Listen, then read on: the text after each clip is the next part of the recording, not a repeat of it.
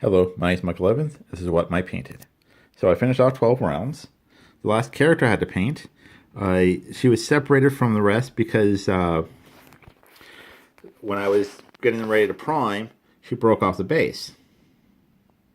So I set her aside, painted the rest of them, and then I glued her back onto the base.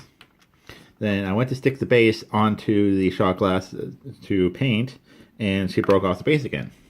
So I'll try to paint or glue her again later, but I don't have a lot of faith. So I chose the yellow side rather than the pink side, which is unusual for me because I don't usually like yellow. If the major color is yellow, I don't really care for painting it that much because I find painting yellow boring. But I think it turned out pretty nice. And then I have the castles for the mini expansion that comes with the game. And like the windows are painted brown because they're supposed to be shutters. And I probably should have used a different color, but oh well. And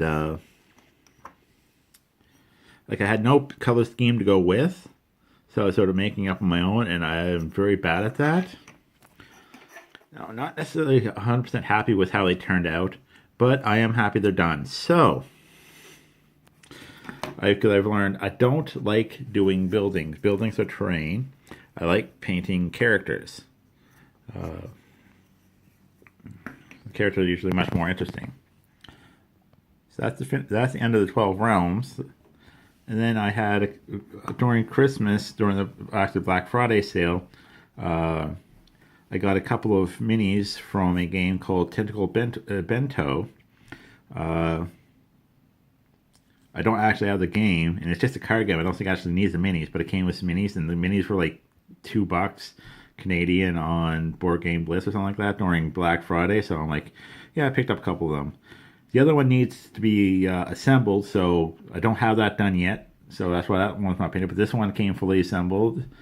So, like I say, I screwed up the eyes. I screwed up the mask.